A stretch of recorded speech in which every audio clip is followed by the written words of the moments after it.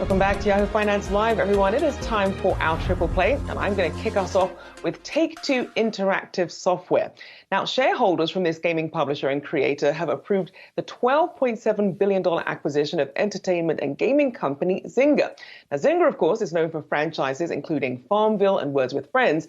Take-Two is known for its Grand Theft Auto and NBA 2K franchises. As you can see there, it has been a tough year, though, for Take-Two. They are down year to date. But the company has enjoyed an earnings beat when it reported late on Monday. Now, the Take-Two CEO, Strauss Zelnick, called the move transformative for our company as we create a powerful and diverse portfolio of industry-leading titles while also becoming a leader in mobile games. Now, this acquisition also opens up the possibility of more free-to-play games and versions of its titles.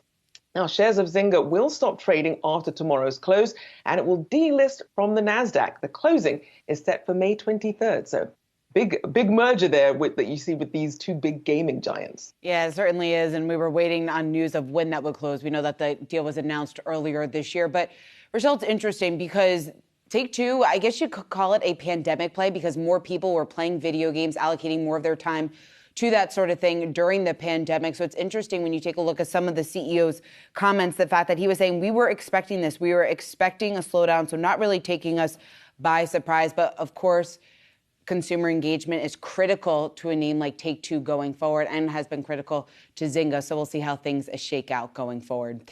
Let's take a look at Canada Goose because we've been talking about the fact that it has been a very rough couple of weeks for retail. So it's actually a bright spot here in this sector. You can see the shares up just over 9%. And now the company posted strong earnings for its fiscal fourth quarter, beating the street's estimates for EPS and revenue.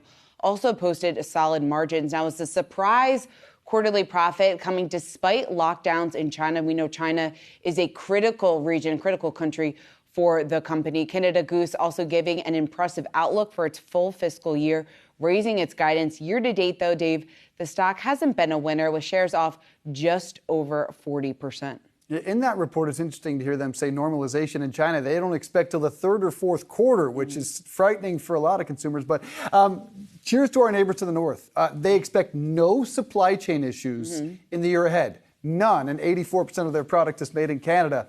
Makes me want to consider that patch on my shoulder. Not that I can afford just $750. I know. I was going to say, yeah, you have to be willing. $750? No, that's like for a vest. So the jackets are like $1,200 to $1,500. North of $1,000. Oh yeah. People pay a lot of money for patch for now. I know. Yeah, I strive to someday wear that patch. I'll work up to it. We'll both try to get there. All right, my play is Apple.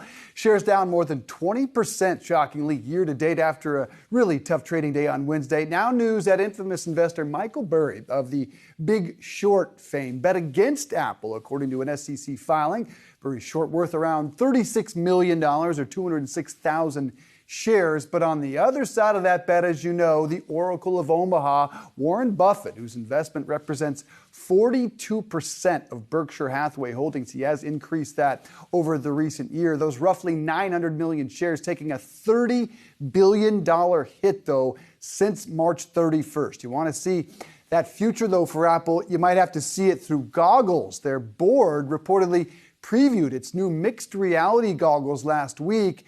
Apple's last major new product launch was the watch back in 2015. As for the shares today, they are down 2.5%. So, Rochelle, who you got, Buffett or Burry in that battle?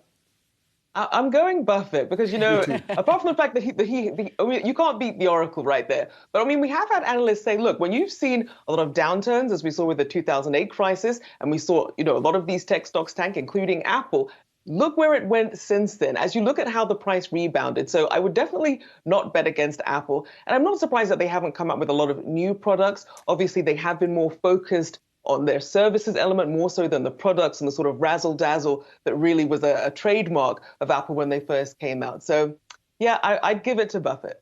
Yeah, I think the new launch everyone's waiting for isn't the product, but a service. And it's that subscription service, I think, that we're all waiting for, which sounds like a home run, a slam dunk, whatever sports analogy you want to use for the future. All of us seem a little bit weary about the VR or mixed reality goggles. Yeah, I'm definitely a little bit weary about it. It is interesting, though, that they did come out with a product because, like you said, it's been quite some time.